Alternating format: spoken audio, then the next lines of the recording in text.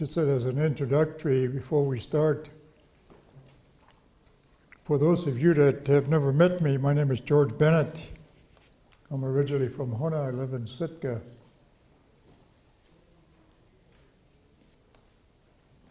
I'm a Dukdean town that comes from the Huna area. My father's people are Kagwan towns, but I was raised by a Wiskitown man, David McKinley, in Excursion and Huna.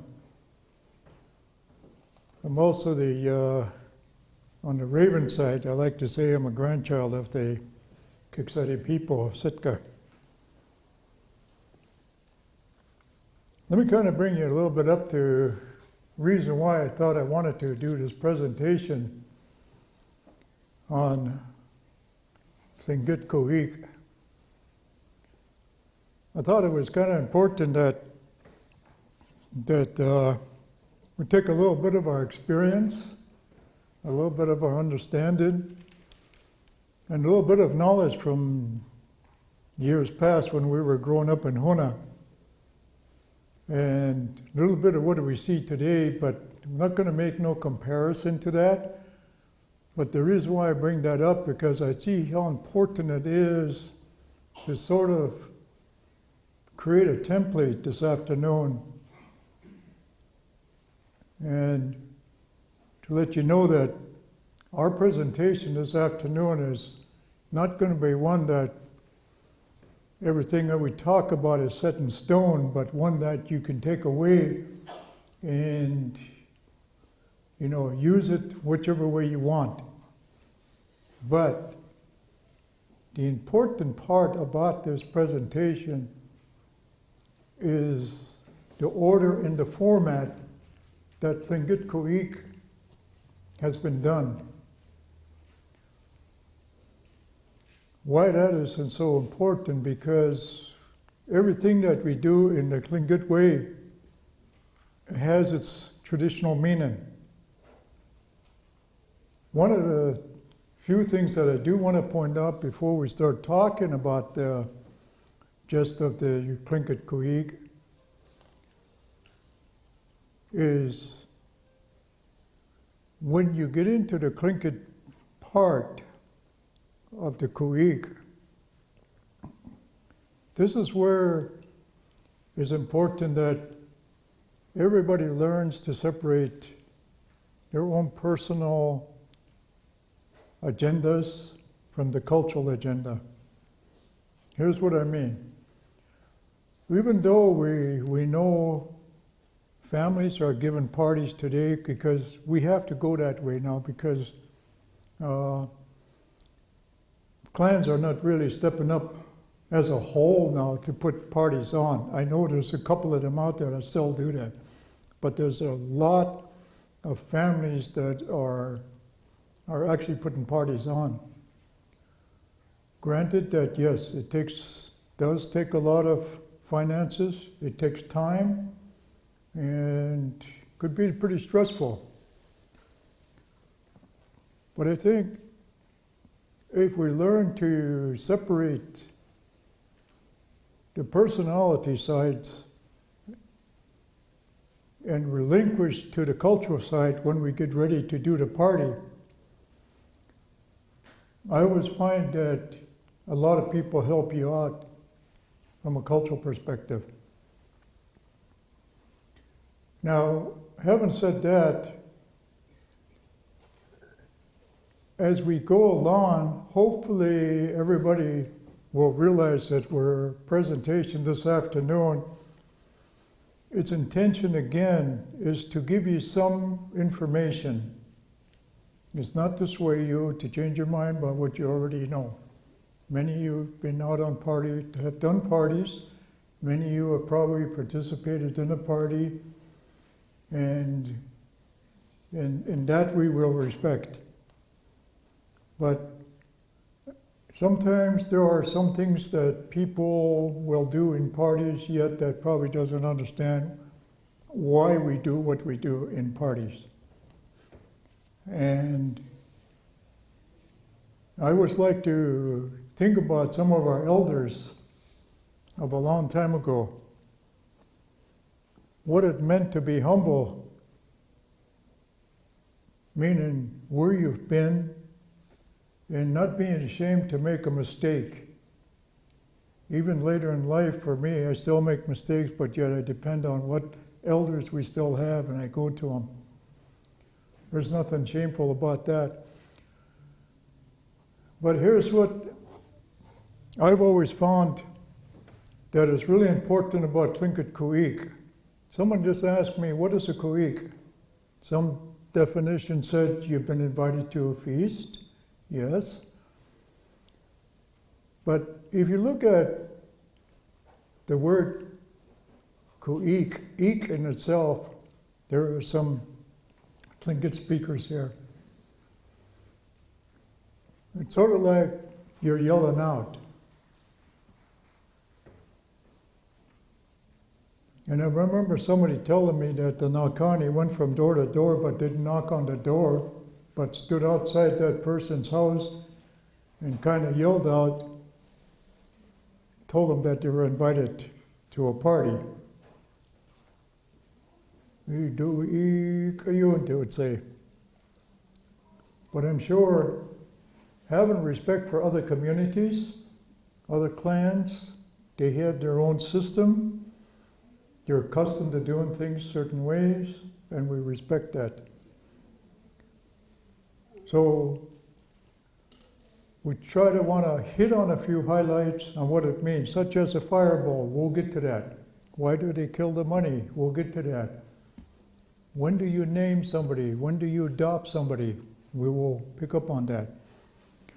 We do have an hour and a half, just to let you know that we will have about a 15-minute break. When we get to about a 45-minute session, we'll come back and sort of finish it up along the way, and then leave enough time for a little bit of question and answers before we finish today.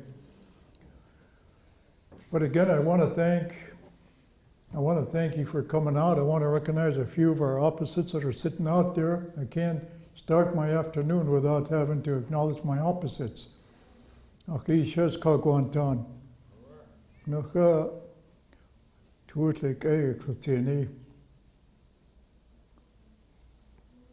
also have Tlingit,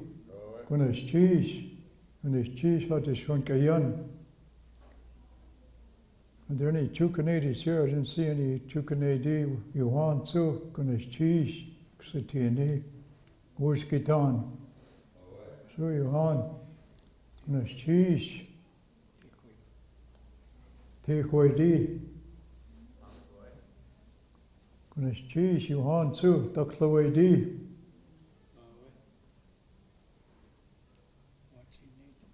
Watsanadi. If I overlook for some of you guys, I'll probably meet you along the way as we go on. But this is actually pretty important, that you can't go on and have a session without at least acknowledging your opposites are sitting on there. I always felt that we should do that all the time, because this gives us the practice for when it comes time when our khu.éex ceremonies, we can't go without acknowledge our opposites. It doesn't matter if they don't come from our culture, if they're adopted into our culture. I'm sure they were done it because somebody thought they did some wonderful things for our people, and they felt honored to have adopted them. I forgot our other grandchildren and in-laws, Shungu KD. No, I just saw you back there.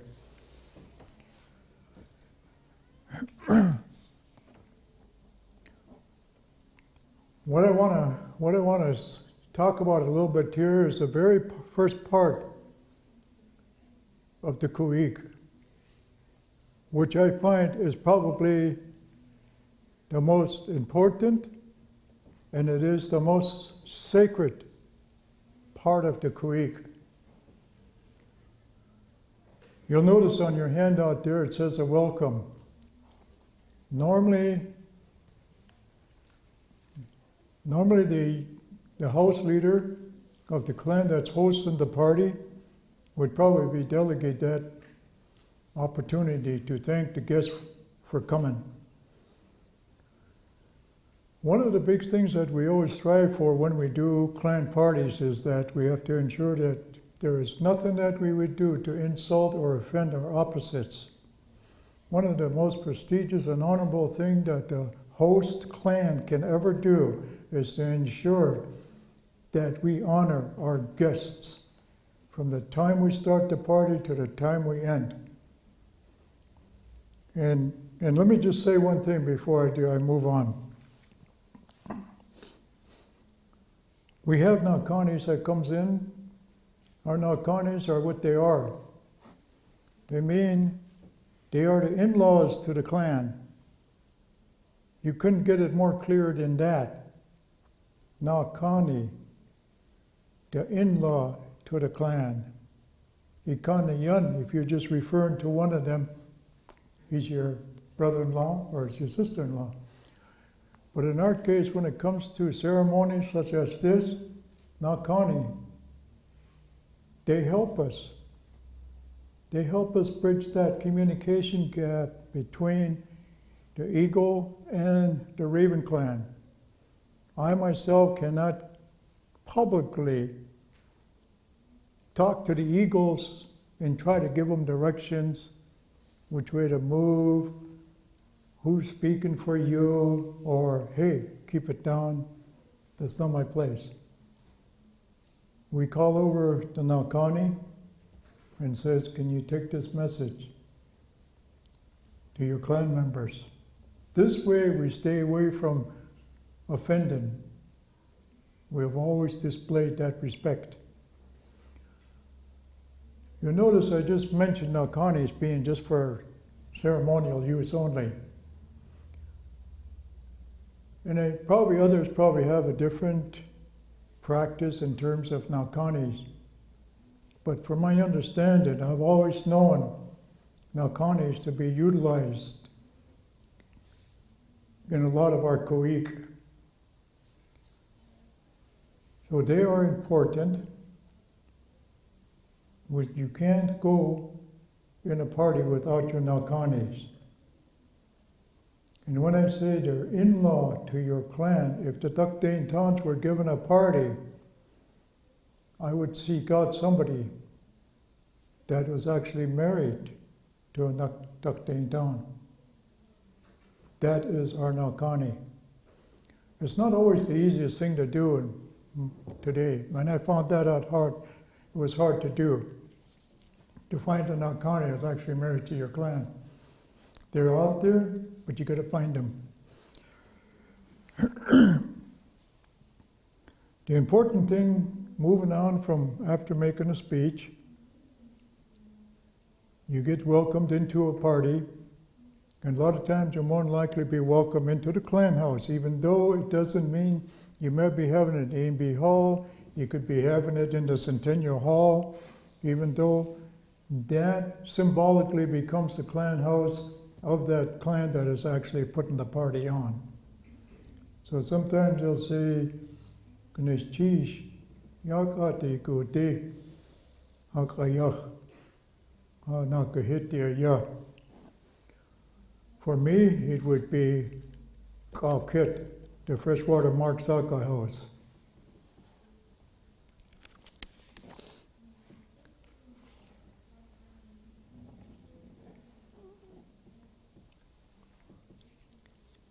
Regalia becomes pretty important. Our regalia has to be treated in such a way that they're almost like it's alive. We use words in our culture, we refer to these kinds of things when we handle them, kasletsekoat. Sometimes you'll hear the word tuthkas, forbidden and sensitive.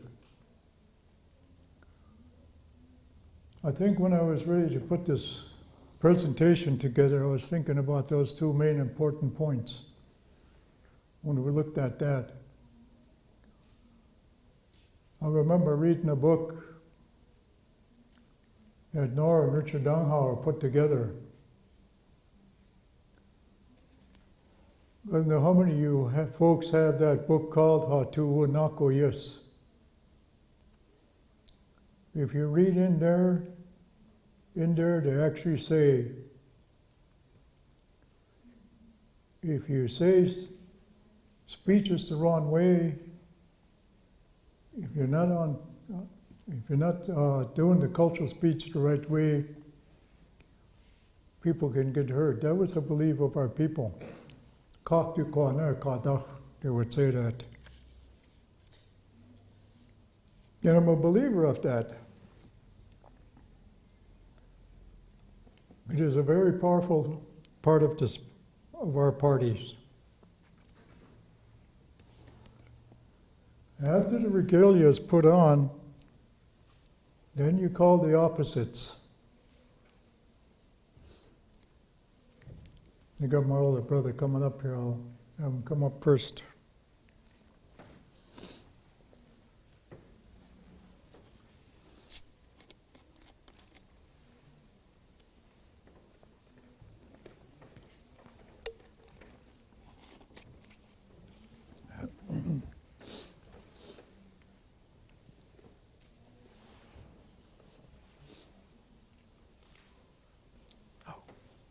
Potlatch.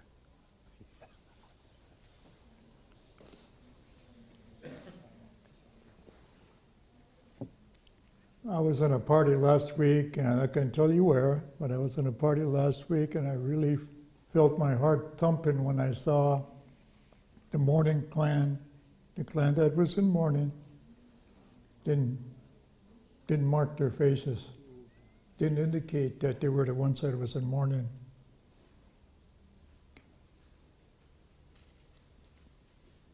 I think 99% of the parties I've ever been, I've always seen that happen. It not only identifies who the clan that is in mourning, but it goes deeper than that.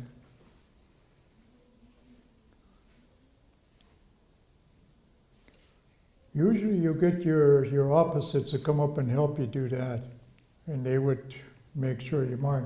One of the things I really wanted to say when I'm on that subject,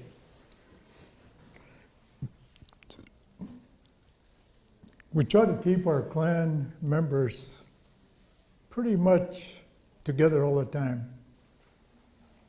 Make sure that they're not running all over the place, especially when it comes to if you're the clan that's in mourning. It's important that that kind of thing does not happen, especially when you still have the black mark on your face. That is important, that they don't do that. There's a word I always hear from our elders.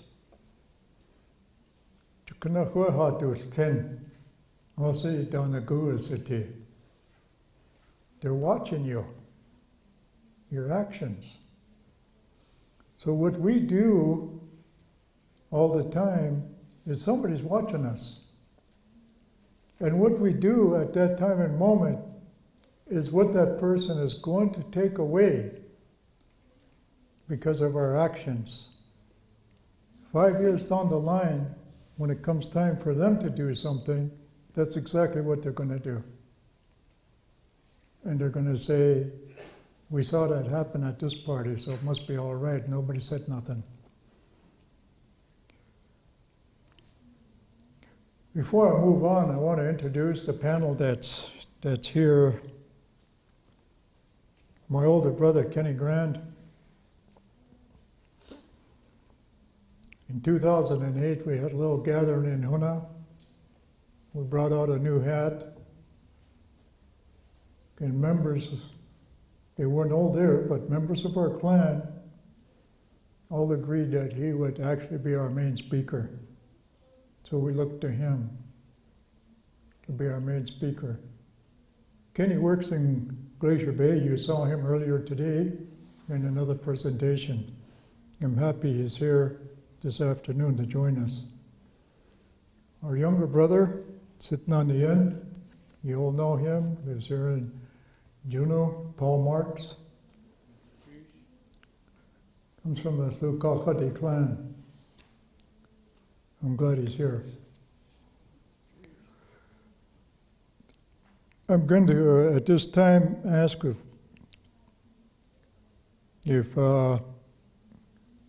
Kenny would just expound on some of the opening sounds for us, just kind of talk about that if you can. Kenny? You see 3 ravens up here. We try to balance it with the eagle, but I guess he didn't make it, so. And I trust that my brother George prefaced this as, this is what we know nowadays, and the way we practice it in Huna. I know that there are other villages that might do it a little different, but I think we all have the same intent. You know, we want to honor the person that has passed on in our Tlingit way.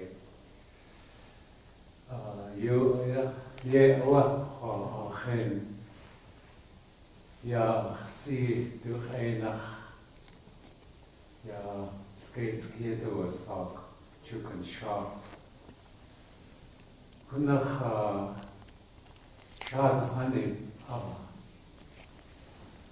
Dalgun Bachta Shi Oa Wishi Nuch. Isa Ha Katsko Quat Nats Quat Dech Gachta Shi. I have heard from my daughter, POTLACH, little white. We look to her for a lot of guidance, and we look to Amy Marvin for guidance in our, when all our elders passed away. I know my brothers and I looked at each other and we said, I guess we're it. But fortunately, Little White really emphasized to us how to run the party. And the cry songs, a lot of you know what the cry songs are now. I don't know if everybody knows. Each clan has a cry song that you use for the opening, and it's a sad time. The songs are very mournful, and we sing it. And like I said in Tlingit, a higher level person gets 4 songs. Just in Huna, I don't know what other villages do. 4 songs. And the way we've done it in Huna was 3 of the songs were for the clan of the person that the party's for. If it's a Dakte Tong, we'll sing 3. And when I pass away, because of Makagwan Tanyedi, we would usually ask permission to the Kagwan Tons if we could use one of their songs. And they come up and stand and sing with us too. That completes the song part. It's a very sad, a very heartbreaking time for a lot of us who have lost. And while we're singing, the eagles will be saying,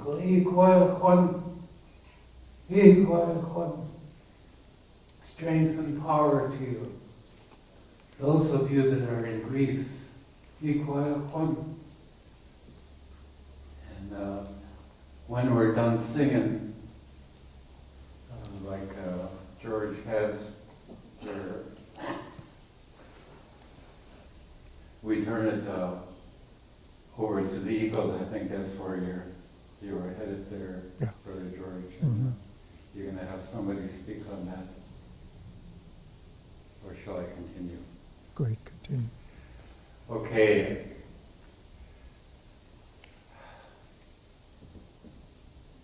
Usually, I think George already said they downed all the regalia and put the black on their face, signifying sorrow. It's turned over to the other opposite clan, and the opposite clan comes up with their regalia, and they give their healing speeches. And it's really, I don't know, Paul, if you experienced it, but when the opposite clan brings out the regalia,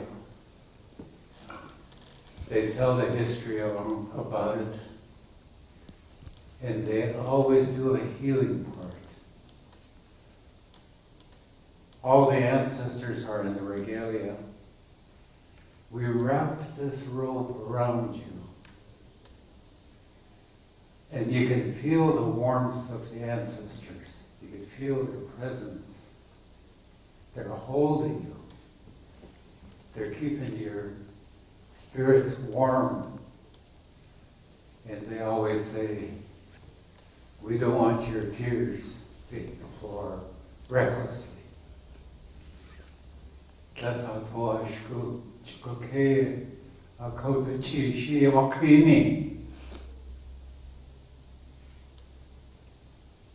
Powerful words. When you hear that, you can feel the healing happen. And it's really, really important. And the difference is, if it were a raven, it was my party, all the eagles will stand up and bring their regalia.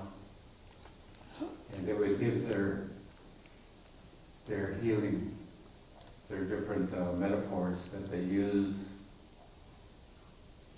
In my place, when there's an eagle that is lost, I use a metaphor. All of my sisters are seagulls, kittiwakes.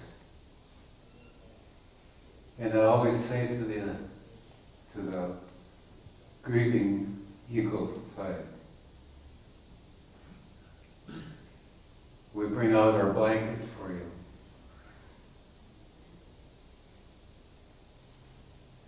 We know the tears have run down your face. Mohan so to anuk itu diku. Abachini hayaw shita. Wow.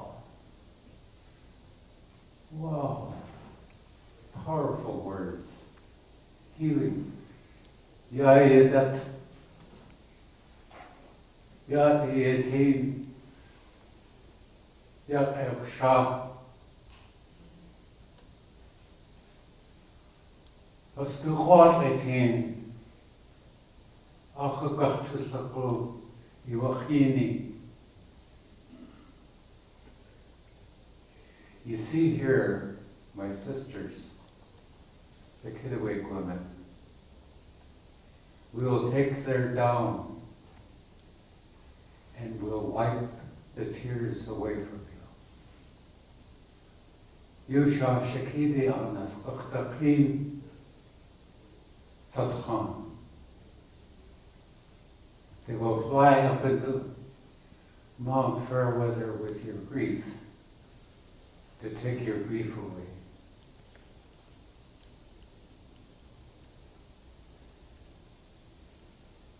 Those are really healing words for the eagle side. And the eagles would do the same for the ravens too. They have their metaphors that they use. They have a way of taking away our tears before it reaches the floor.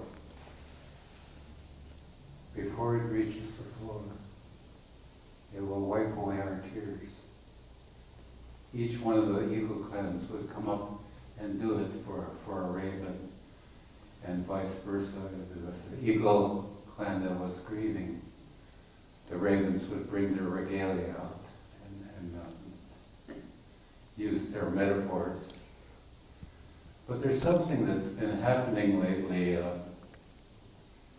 The grieving clan usually just leave their atu, their hats, their blankets in place. When the eagle, if it was a raven, they'd have all in place for the grieving clan. But I'm getting it mixed up here, that's for memorial service. But the eagles do come out and use their regalia for comforting. As long as I mention memorial now, I guess I should follow through that. During a memorial service, if it was a raven, all the regalia would be laid out, and sometimes they'd have the father's clan blanket on top of the departed. But the eagles would get up and do their healing too, their speeches. But at this time, when it's a memorial in Hona, the bereaved family, we don't get up and try to match the eagles. We accept their healing with their blankets and with their hats and their speeches, but we don't try to balance it at that time. It's already balanced with our regalia that's present with the bereaving family. So anyway,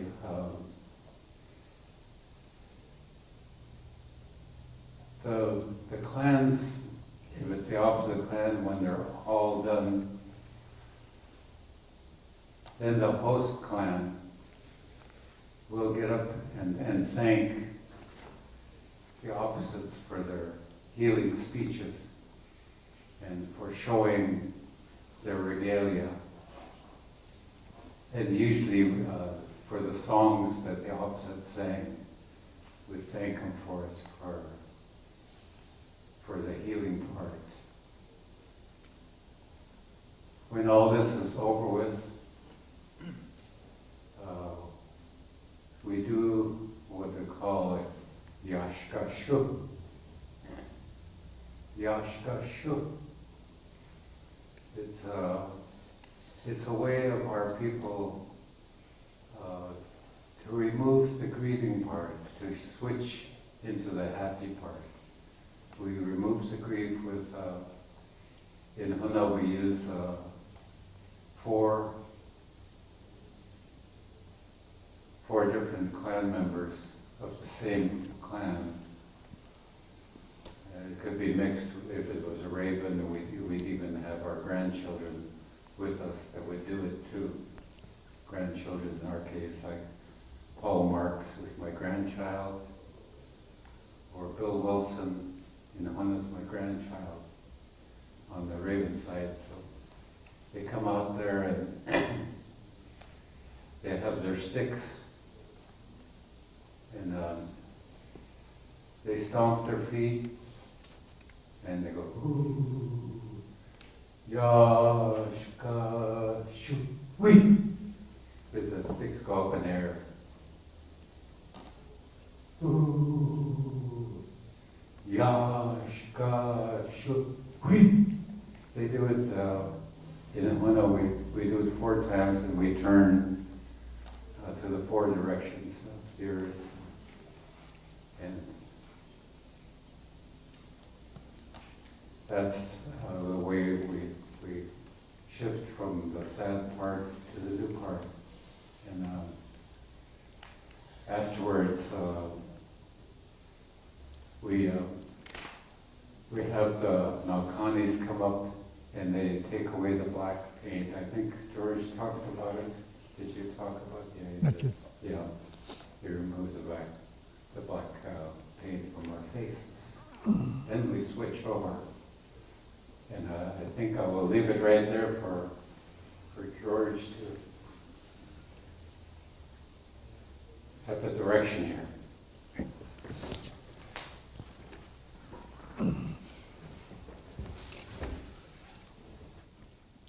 Ken covered a real important part of this. The first part of the khu.éex, and one of the things I really want to say about that one there, what's missing, and it's nobody's fault, it's just a lack of understanding, or we're never told that they had to do that. That if we were the ones that was, they were talking to, and if your clan was ever mentioned, it's always good to be respectful and acknowledge the clan that's acknowledging you. You heard Ken talk about the metaphors that were used during the time of the mourning process. You know, I really did a lot of thinking and studying about that very thing that our people do in that very first part. You know, if you really look at it, our Tlingit people were pretty smart. I always thought that they knew how to counsel people that were in grief. But we did it in a ceremonial way. Today, if you were in grief, you made an appointment with a psychologist, you would go to the office, and then you would be coming out of the $200 bill. But our people were really smart when they used those metaphors and they used all those clan objects to take away your grief and to smooth off your sorrow. That was a really wonderful time with the party.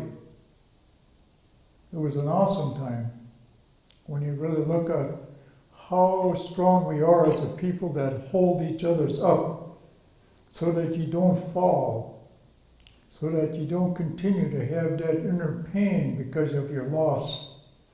Our people were so strong in utilizing these things that we have in our way, in our cultural way.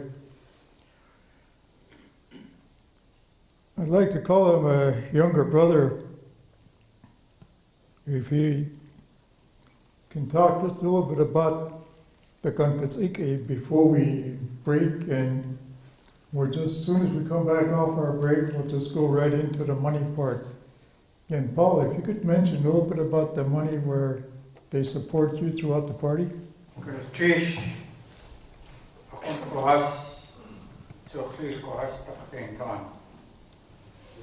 Thank you so much, my older brothers and my grandparents who are of the Pintan clan.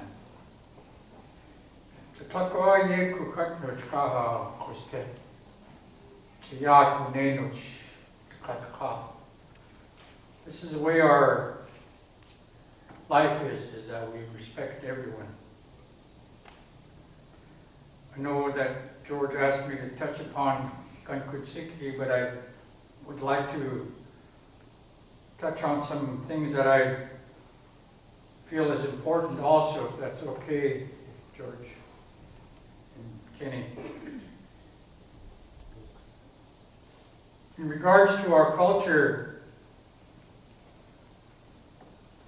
the fundamental thing we need to understand is the clan system. Before a khu.éex, you have to have there's someone that passes away. My older brother Kenny mentioned that during the memorial. And even if I grew up in a family where they spoke Tlingit and they've done ceremonies on my father's side, and then my older brother Austin Hammond, seeing all these things, there's a lot of things that if you don't understand the language that you can miss out on. And so the khu.éex is started by death. And so what I understand as the khu.éex is all about is how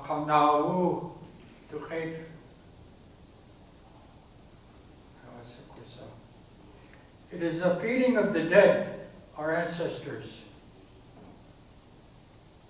And and the adu is also a very fundamental value within our people. And it's designed in such a way that the opposite has to be, you have to have an opposite.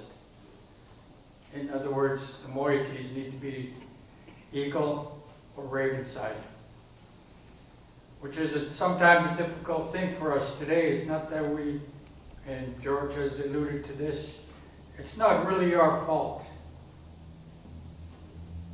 Many of our people have been taken to boarding schools, and some of us thought maybe we weren't going to live like we as our ancestors did. But we also found out that that life wasn't fulfilling for us and didn't help us to deal with our sorrows or our hardships. And the khu.éex is one of the things and one of the ways of how we heal one another. It's a time of healing. It's a time that we honor the person who passed on, who the khu.éex is about or who is it for. So understanding that clanship system is knowing that a khu.éex is about family units.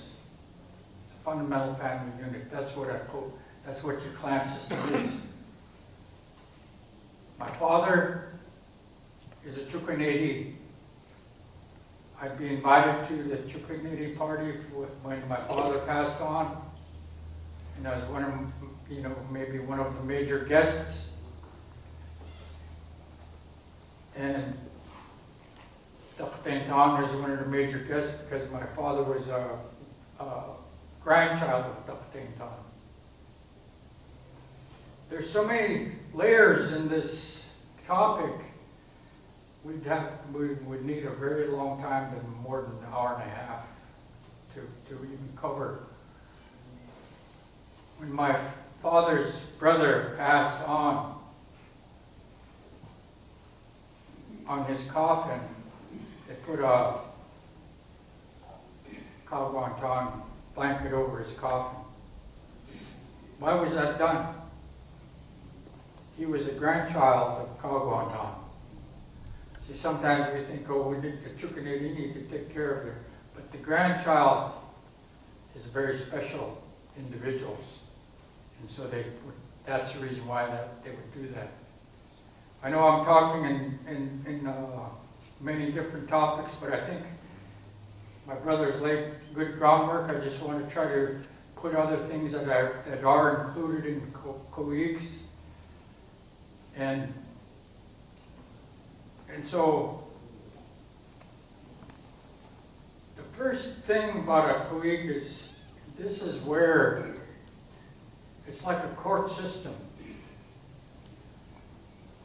If I was I'll be invited to a khu.éex over in Huna, I got to tell my clan.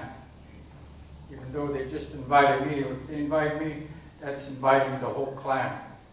And so I have to inform our clan that we're invited, and we need to prepare for this khu.éex, and we need to make sure, also reiterate and also talk to them. The leaders would talk to us and saying, be sure and behave when you're in this khu.éex, because it's a ceremony, it's a sacred thing. I've heard it stated like a khu.éex is like a court system. Whatever's done there, and if no one disagrees with it, or once you take a gift from this khu.éex or any money, it's sealed and you can't say anything about it. You can't say they did this wrong or they did that wrong. If you took the foods, and if you took all this, any other thing from, it's sealed. You took it. You accepted what was taking place. That's just part of the underlying things that are happening there.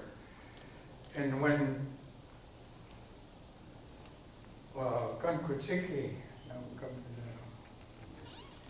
this is the plate with food in there. That's the one you want. Okay. When this is brought up, there are names of the clan of this person, the person who the khu.éex is about. The names of all those clan members will be called out. The Pede, meaning to their mouth, and all the ancestors there. And so once all the names are said, then the opposite is the one that's holding it. Then they would take that plate and burn it. Symbolically, it goes to the deceased and also to all those that have, well, it goes to the deceased. And then once we begin eating, the ceremony and symbolically, all the opposites, once they start eating, then all the names that were called out, they begin to eat too. That's the only way they can eat, is when their opposite starts eating. So many layers in this khu.éex. And it's not about us. Not about us. It's about our ancestors. Those are the ones who taught us. Those are the ones we are honoring. That's why we call out their names. And all that food that's brought out, it's got to be someone who's not alive anymore that it belonged to. You can't, if you just made the vest or you made something and you put it and you're still alive, no, you can't do that. I don't want to overextend my bounds. One of the things of being Tlingit is, you know, I've heard our elders say, Tlingit. Our way of life is very difficult. If you don't understand that, what I'm leading to is that I don't want to overstep my bounds with my older brothers. Even though I think I might have something to say or something that's maybe better or what, I have to respect my older brothers. That's a very difficult thing for a lot of us. And let us, when we go to a khu.éex or when you're at a khu.éex, the main thing is what they mentioned. It's the guests or the hosts, that's their house. It's like if I went to my children's or my grandpa's house, I can't go in there and tell him how to run his home. That's the way of khu.éex is. You can't go to that host and tell him what to do. And you can't tell him how to do it. Even if they ask you. I've been asked by an elder, what do I do? I said, I'm here to support you because I was a raven like him. I'm only here to support you. You are the clan leader. And whatever you do, that's you. You call the shots. Like, you know, I mean, even if it may be wrong, I can't tell them it's wrong. It's hard to think that you want to tell them, but it's their responsibility, and that's where they're going to learn. If you tell them what to do, they won't learn. And so, I know there's a lot of us, we want to do this thing right. We want to bring it back to as close as we can as our ancestors had, because it's a really good system. It's very healing, very touching, and some of the things my older brother mentioned, I would like to also just add a few things. It's like if I was a guest and I heard them, we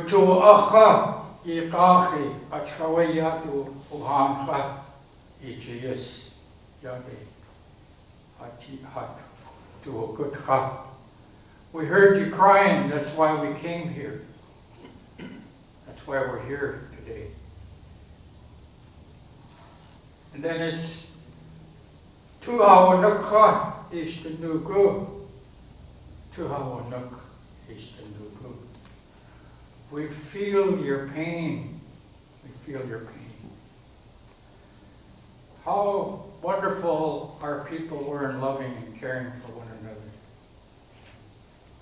takes away so much when we try to put it in English, but when you really understand the language, and when you know, and when it's powerful. It's moving inside of our spirit when we say these things. But gonna choose a KTS aha to gonna choose a one cross gonna choose. Kenny and I were just conferring here during the break that there was a time that the fire dish was actually only given out to those that had worked for you and some of the most important people. And I guess it's all right if you want to go through all that extra work and money to give everybody a dish, so everybody seems to be happy with that. But it's a trend that we're living with today, though, you know, there's a lot of acceptable things that we can get away with.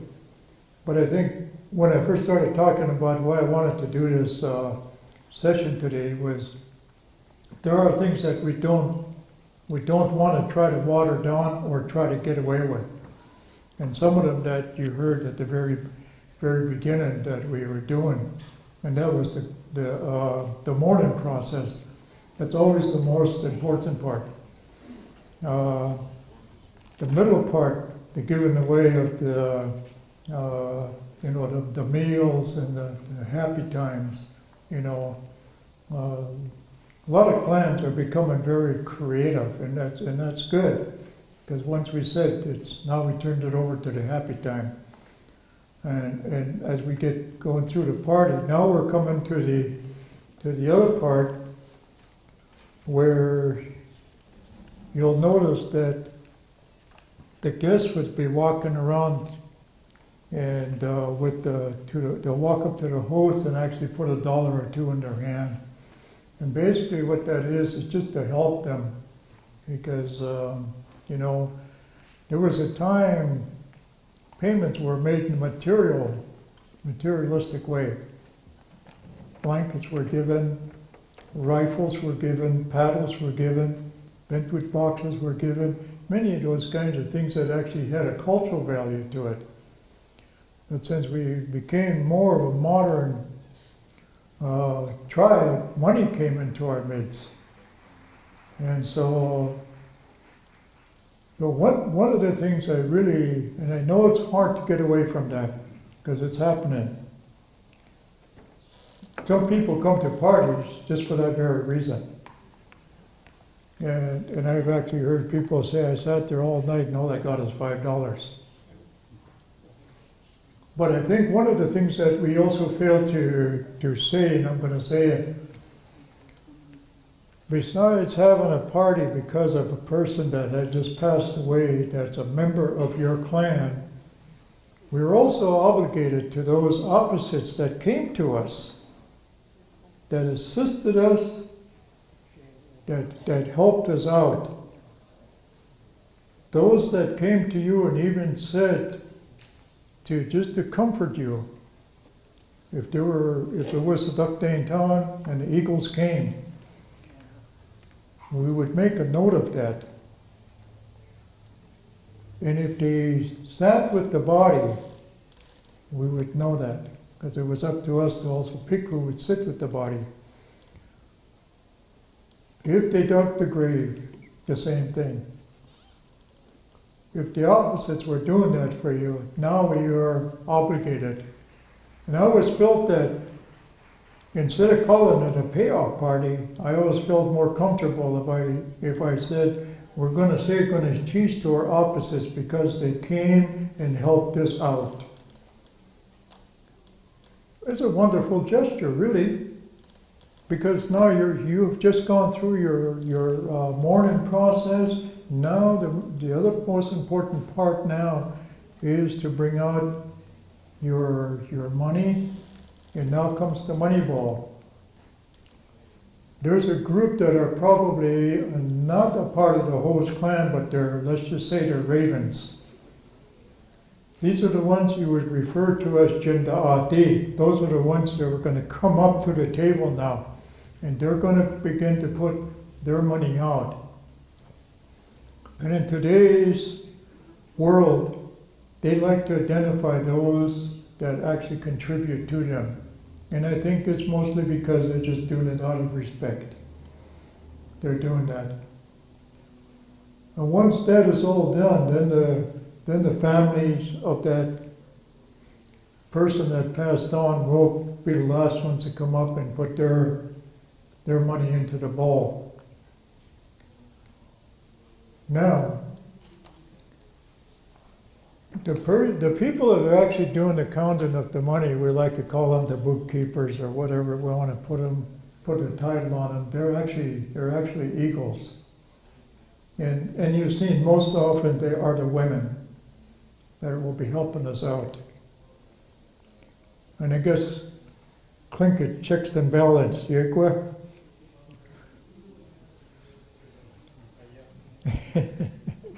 But then once you get that counted out, and then after the money has been totaled up, and then we move on to the spirit dance, the shakiyat, if you will. And that also is a very sensitive part of the party. Those spirit songs, clans have spirit songs. They are sacred songs. They are owned by the clan.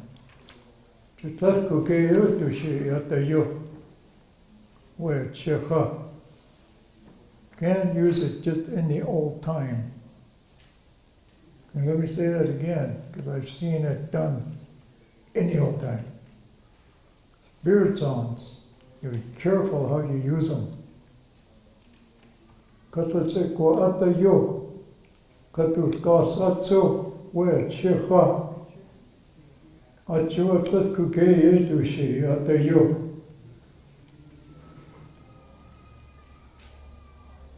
One of the other things that I really want to point out, our people were always trying to ensure that nothing would happen to our guests and ourselves, to ensure that we adhere to what is forbidden, we understand, and what is really sensitive in our cultural way.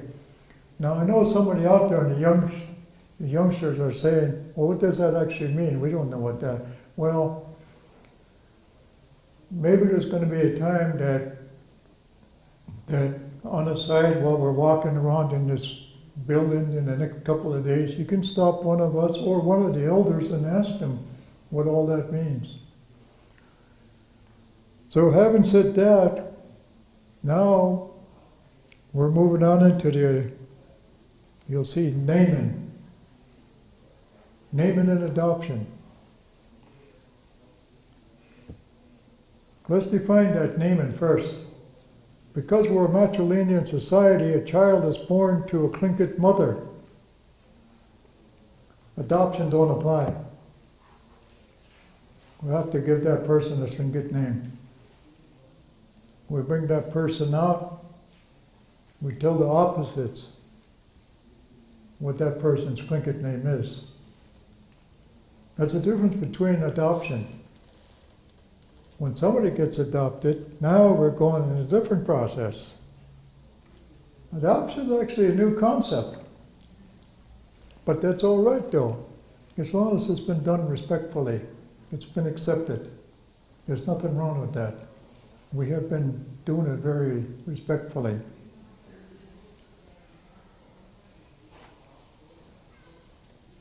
Now comes what they refer to as the payout. We're going to ensure that we put money in the hands of those that came to us and say "Kunis to them. Thank you. You were there for us when we were in sorrow. Thank you. You sat with our loved one that night. We remember you. Kunis. This is what we're doing right now.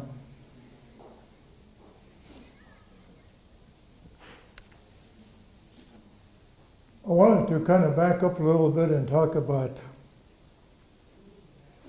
I've heard the term killing of the money. Is there another term you know of, Kenny? But what it is we call our Nakani to hold that bowl of money up. And at that time, we start calling the Hashiku and our ancestors' names. This is what makes this whole thing so important. Once that process has been done, that money is now to be used for its intent. It's not used to pay bills. It's not used to make sure we have a little bit left over for our next party. We have to give that money out, first and foremost, to those ones that came to us. And then, of course, today you see money being handed out to everybody else. Sometimes if you have enough money, travelers are given money. There's a little modification in those kinds of things happening today. We got just a couple of minutes here. I know there was more I'd like to cover it out, but we just kind of, as far as from our own experience, we've actually only tipped the tip of the iceberg on this subject. We haven't really gotten into the meat of the thing. If we had, we would have an all-day workshop just on that. Well, obviously, it's a family member that passed away. My brother passed away. My older brother passed away. And being a clan leader, I would call on all the clan, not necessarily all men, but the clan mother and other in the clan, and we have a meeting. We have a meeting first.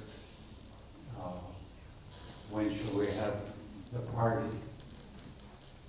You know, and we decide on the Nakanis, and we decide on the music that's going to be sung.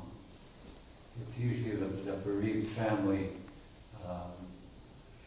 Whoever is the older one, most likely, or the one that's most responsible, we'll call it nowadays.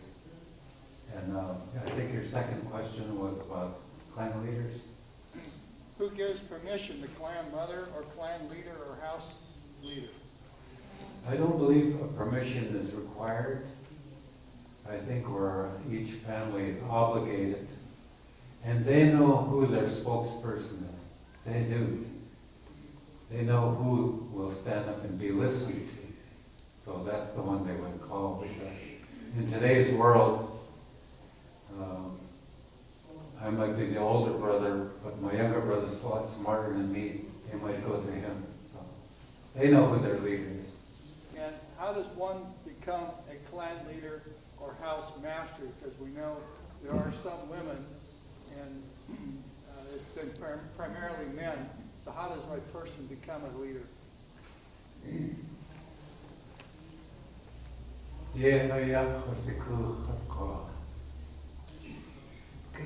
Kiteno siku Tlingit Tlingit ka takat nach satit as to shada haniki takat tadado siku ka ye hakosti itso o siku what the siku adusa was ku o oa shada haniki. We know a person that is culturally correct. Culturally correct, that means his mother and father, his grandparents were all married properly. And the person is usually trained by an uncle. The uncle tells him stories, he tells him about the culture, and he tells who is related to him, who are the opposites, and how they're related to Because when the clan leader stands up, he doesn't just call you by your English name, or she doesn't. They call you by your Tlingit name, and they tell you how this person is related to you and how I'm related to you. This person has knowledge about the culture, and when the person reaches that stage, I would say they're clan leaders. I know nowadays, we're having trouble finding clan leaders because they don't possess all this.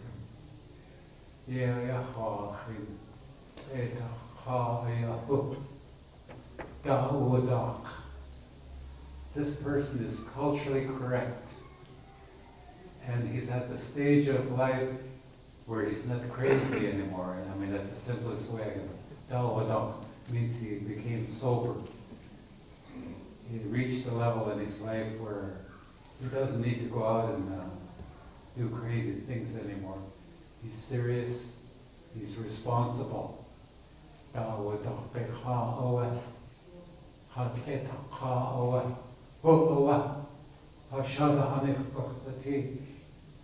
Person who has reached that stage in life where he's mature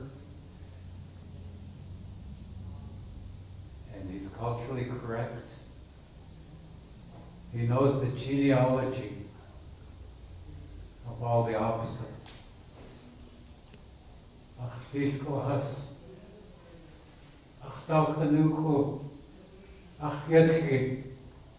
My children, my outer shell, my grandfather's people.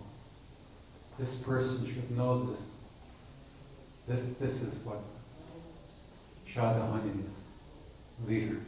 Yeah, what? I remember growing up in Huna, they used to actually put cigarettes in those bowls, you know, and it's a different ceremony within itself. So we wish you all the luck on your guys' party there in Rango, Idayakwan. Wat zijn gonna stischaya, ook eten je sa achia khu.éex. Kunakwa atuurlijk eje kadag, shadaneke. We thank you today for taking the time off and come and visit with us, listening to what we have to share with you. Because of you, we become stronger. Before we close, I wanted to just pass something on that I learned from. I am very privileged to translate a lot of our elders' words. I've translated people that are gone a long time ago now. But one of the things that's been happening in the parties today, we have a lot of children running around, and it makes a hardship on the Nakanis to keep them quiet. But I translated my daughter, Amy, and she said when she was telling the story of Glacier Bay, when there was a party there in Glacier Bay, and the two girls were left home. And she explained why this was so. She said there was no children at the khu.éex, out of respect for the service, the memorial that's going on. And today I know our parties have a lot of children, and we love our children too. But I just wanted to pass on what somebody else said, and I think it's pretty important. I know times are changing, but we try to go back to our elders' ways. Hastu Yahaya Watuti.